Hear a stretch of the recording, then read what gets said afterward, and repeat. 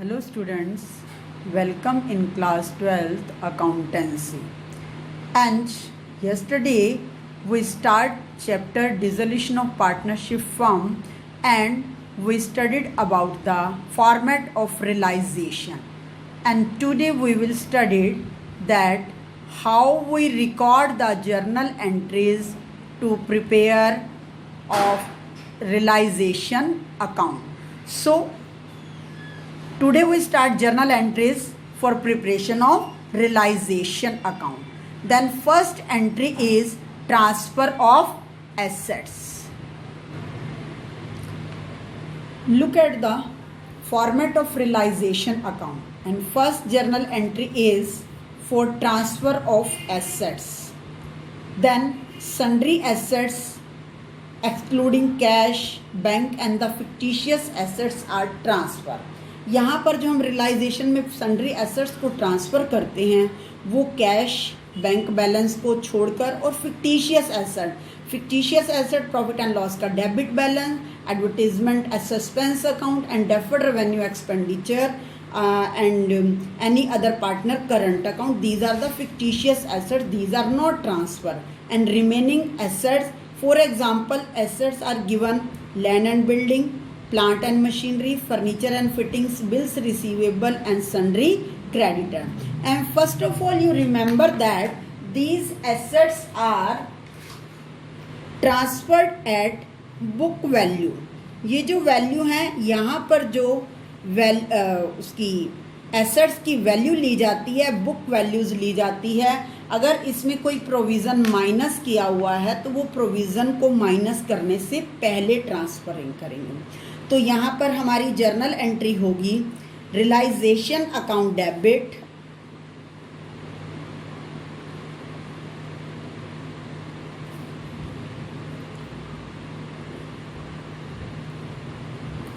To land and building,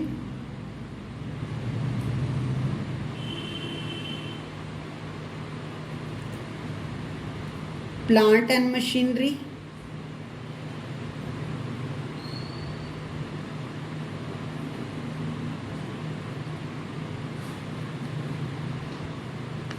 to furniture and fittings account, to bills receivable account, to sundry debtors account.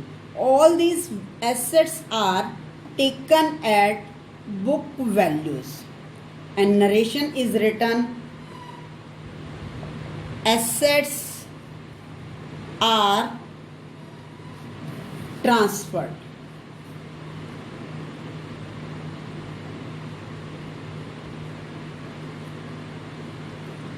Now we explain the topic with the help of ये एक form की balance sheet है given as at 31 March 2016 and here assets are given cash 25,000, debtors 42,000 minus less for provision for doubtful debts 6,000, stock value 12,000 and investment values 18,000 and plant and machinery rupees 39,000 and दिया loans rupees 2,000. So यहाँ पर जो assets हैं ना तो हम cash को transfer करेंगे और डेटर्स को भी हम 42,000 पर ट्रांसफ़र करेंगे.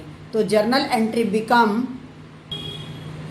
Realisation account debit to stock 12,000, to investment 18,000, to plant and machinery 39,000 and here debtors book value is 42,000, to debtors 42,000 and total amount become 1,35,000.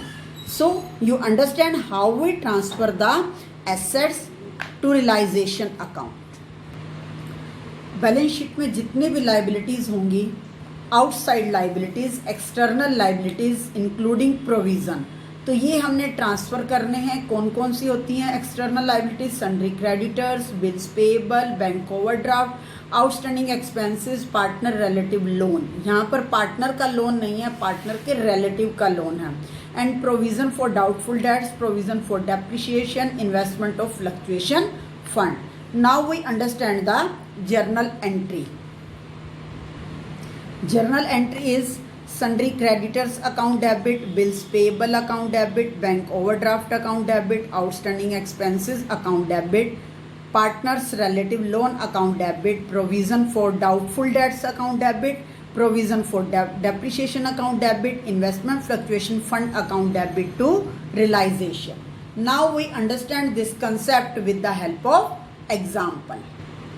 In this balance sheet, provision for doubtful debts 6,000 rupees, sundry creditors 60,000, and RIA loan. RIA is a partner.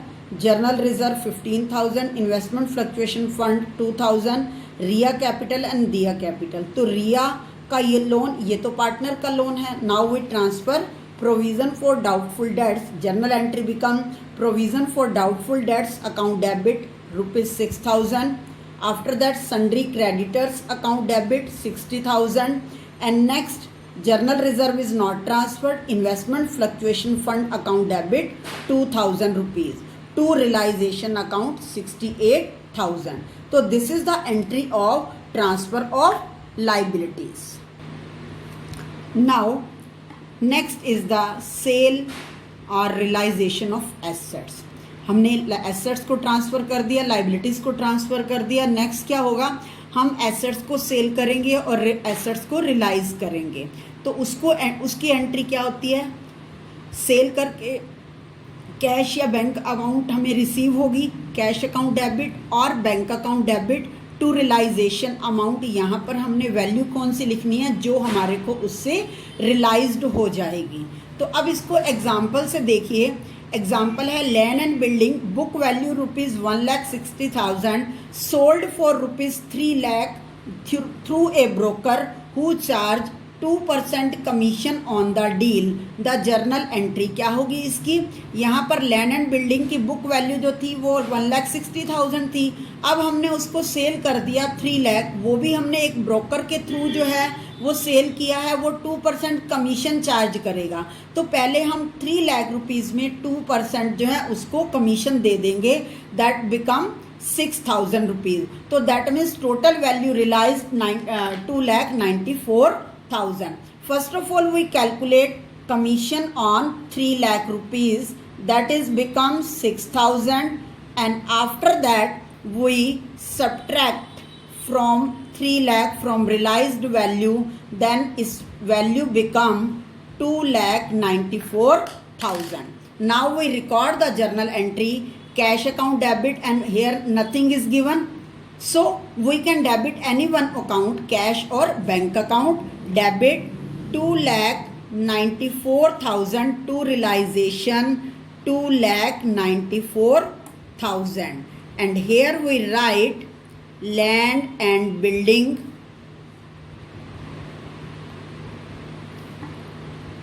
realized money. So you understand this concept.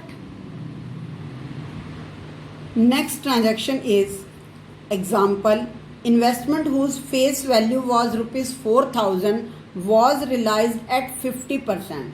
यहाँ पर investment की face value 4,000 है और उसकी realised value 50% है. Then its journal entry become, तो 4,000 का पहले हम 50% कैलकुलेट करेंगे, दैट बिकम 2,000 रुपीज़.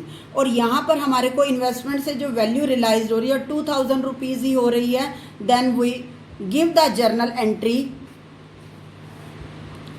कैश और bank account debit to realisation account and amount received only 2,000 rupees, and write the narration investment realized.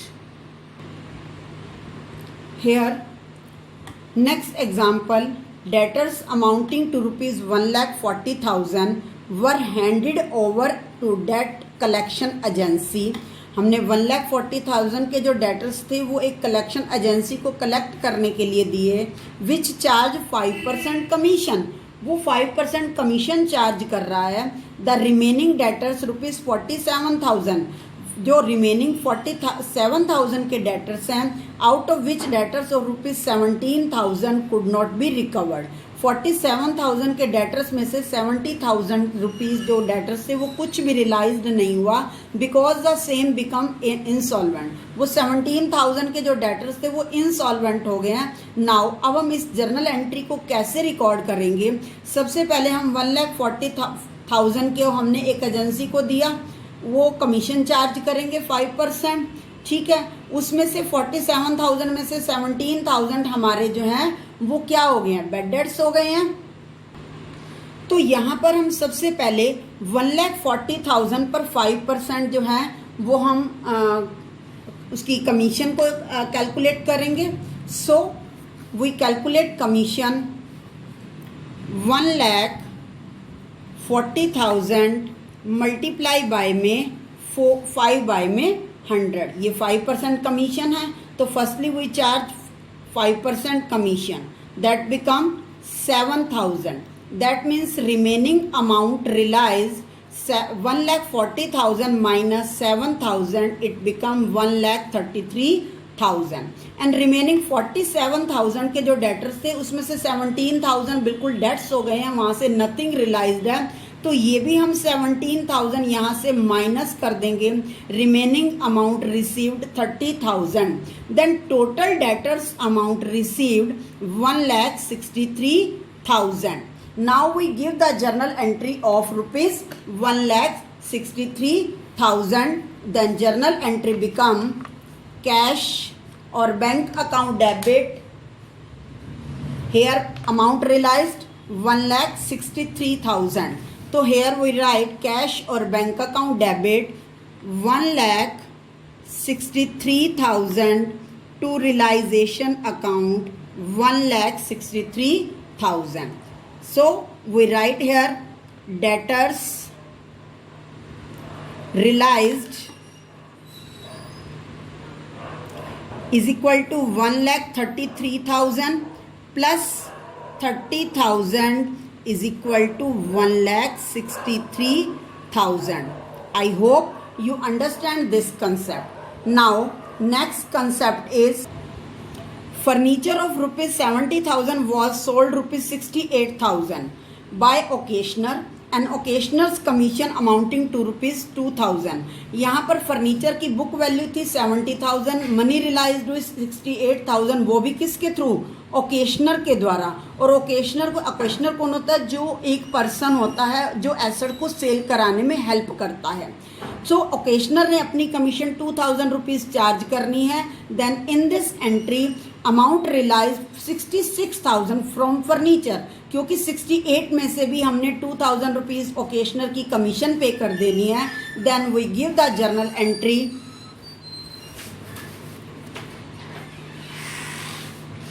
Cash account debit to realization account and amount is 66,000. How we calculate 66,000? 68,000 minus 2,000 commission, that is 66,000. So I hope you understand this concept. Then which journal entry we pass when the assets are realized on different situation. Next is when assets are sold to partner for cash. अब हम assets को बाहर किसी third party को ना cell करके हम वो एसेट्स किसी पार्टनर को कैश के बदले में सेल कर देंगे। Otherwise you can say assets are taken by partner for cash. जो एसेट्स है या पार्टनर उसको ले लेगा किसके बदले में? कैश के बदले में। तो दोनों ही सिचुएशन में दोनों ही सेम सिचुएशन है। एसेट्स जो है पार्टनर को सेल कर दी जाती है फॉर कैश, या assets are taken by the partner for cash. You understand this concept with the help of example. Here, land and building was sold to Raman, a partner for cash rupees 5 lakh. The journal entry will be. यहाँ पर जो है रमन को sale कर दी गई है, तो that means Raman एक पार्टनर है तो यहाँ पर एंट्री सेम वही होगी जो हम एसेट्स को बैंक और कैश से सेल करने के लिए कर रहे थे। यहाँ पर इसका कोई लॉजिक नहीं है, इसका कोई यूज़ नहीं है कि वो जो एसेट्स है किसी पार्टनर को सेल की जा रही है या किसी थर्ड पार्टी को सेल की जा रही है। Entry become cash account debit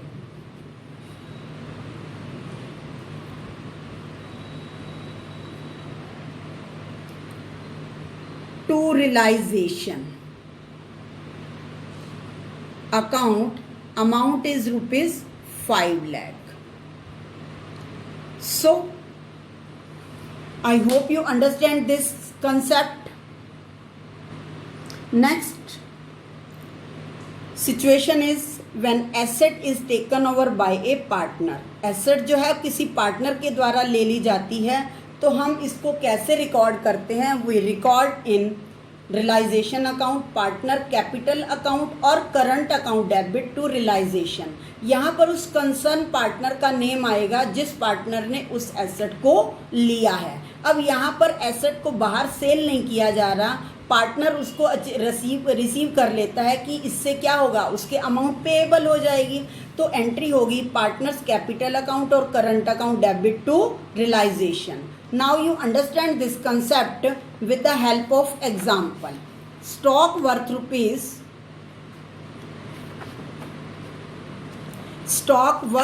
7500 is taken by a partner Rohit at rupees 7000. The journal entry will be, यहाँ पर क्या है, स्टॉक की वैल्यू, बुक वैल्यू है 7500. It is taken over by a partner Rohit rupees 7000. Rohit जो है इसको 7000 के लिए ले रहा है. Then journal entry become in the books of firm, that is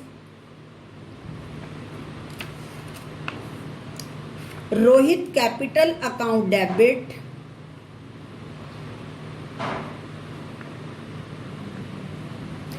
an amount which is taken 7000. We don't record 7500. 7500 उस स्टॉक की जो थी बुक वैल्यू थी, लेकिन रियलाइज्ड वैल्यू 7000 है जिस पर रमन ने उसको लिया है, रोहित ने उसको लिया है. तो so we record its by 7000. Rohit capital account debit to realisation account 7000 rupees. Here in narration we write Rohit took over stock at rupees 7000. तो यहाँ पर रोहित ने जो है वो स्टॉक कितने का ले लिया, 7000 रुपीज का. So students, in this video you studied that the firstly assets are transferred to realization debit side. After that, liabilities are transferred to the credit side of realization. And after that, assets are sold. And you observe that assets are sold for cash and bank. For example, assets here, assets are sold, book value, selling price is given and commission is charged. So we record in the credit side of realization, subtracting the expenses. कोई भी asset को cell करने पर अगर amount हमारे को cash या bank में रिसीव होती है, तो जो उसके ऊपर चार्जेस होते हैं वो हमने माइनस करके रिकॉर्ड करने हैं और एंट्री होगी कैश अकाउंट डेबिट और bank account debit to realisation. यहाँ पर हमने लैंड एंड बिल्डिंग पर 2% कमीशन दी थी. In this transaction investment are sold at 50% value, तो हमने 2000 रुपीज रिसीव हुए. यहाँ पर डेटर्स से 1,40,000 के डेटर्स पर कमीशन दी थी और बाकी रिमेनिंग जो डेटर्स थे उस पर कुछ बैड डेट्स हो गए थे, वो हमने माइनस कर दिए थे. नेक्स्ट यहाँ पर जो एसेट थी उसको हमने सेल की और उसके ऊपर 2000 रुपीज हमें कम रियलाइज हुए, तो वो भी हमने माइनस कर दिए. ये था हमारा फर्स्ट यूज. सो सेकंड जो है एसेट्स को कैसे यूज किया जा सकता है. At the time of dissolution assets are sold to partner for cash. हम एसेट्स को पार्टनर को सेल कर सकते हैं, लेकिन वो पार्टनर को किसके बदले में सेल कर रहे हैं, कैश के बदले में. पार्टनर कैश देगा और एसेट्स ले लेगा. Otherwise it is given in question assets taken over by a partner for cash. So journal entry is same cash and bank, क्योंकि पार्टनर ने लिया है या किसी अदर पार्टी ने बैंक फर्म को तो मनी रिसीव हो रही है, कैश अकाउंट डेबिट और bank account debit to realization. Third इसका यूज था assets taken over by a partner, जब एसेट्स को पार्टनर ले लेता है एट द एग्रीड वैल्यू और बुक वैल्यू। यहां पर एसेट जो है वो पार्टनर कैश के बदले में नहीं ले रहा, वो कैश नहीं पे कर रहा, वो अपने कस्टडी में ले लेता है कि ये मेरी अथॉरिटी, आप मेरे को मेरे लोन्स के बदले, मेरे ड्यूज के बदले आप मेरे को एसेट्स दे दो। तो ये एसेट्स की एग्रीड वैल्यू और बुक वैल्यू वो आपको क्वेश्चन में गिवन होगी कि कौन सी उसने वैल्यू पर एसेट पर टेक ओवर की है। Then journal entry is that concern partner capital account debit to realization. यहां पर उसने स्टॉक लिया था 7,500 का और एग्रीड वैल्यू 7,000 थी, तो यहां पर हम 7,000 से एंट्री की, और अगर वो 7,500 पर लेता, nothing is given, then we write here book value of stock 7,500। So end of the video I am explaining the uses और dispose of assets। रियलाइजेशन के टाइम, डिसोल्यूशन के टाइम जब अकाउंट्स को सेटलमेंट किया जाता है तो एसेट्स के यूजेस और डिस्पोज जो है वो 3 तरीके से किए जा सकते हैं। या तो हम उस एसेट्स को कैश और बैंक में सेल कर देंगे किसी अनदर पर्सन को, पार्टनर नहीं है, किसी अनदर पार्टी को, किसी कलेक्शन एजेंसी को, कैसे भी हम सेल कर देते हैं तो उस। और सेकंड है sold for cash to any partner, हम पार्टनर को कैश के बदले में सेल कर देते हैं। थर्ड होता है assets taken over by a partner, एक एसेट को पार्टनर टेक ओवर कर रहा है। तो इन दोनों पहली 2 सिचुएशन में तो एंट्री सेम ही रहेगी, कैश और bank account debit to realization. यहां पर आपने अमाउंट का ध्यान रखना है कि जो भी रियलाइज्ड वैल्यू आपको क्वेश्चन में गिवन होगी उसमें से अगर कोई एक्सपेंसेस, कोई ओकेशनल कमीशन, कोई भी ब्रोकरेज, वो आपने माइनस कर देने हैं, जो भी एक्सपेंसेस होंगे। और कोई एसेट अगर पार्टनर टेक ओवर कर लेता है तो उसकी जर्नल एंट्री क्या होगी, concern partner capital account debit. यहां पर बैंक में मनी नहीं आ रही, मनी रियलाइज नहीं हो रही, हम डायरेक्टली उस कंसर्न पार्टनर के कैपिटल अकाउंट में डेबिट कर देंगे टू रियलाइजेशन अकाउंट। और यहां पर जो वैल्यू आएगी या तो एग्रीड वैल्यू होगी, otherwise you will record this entry with the book value. So I hope you understand this concept. Thank you and revise your questions.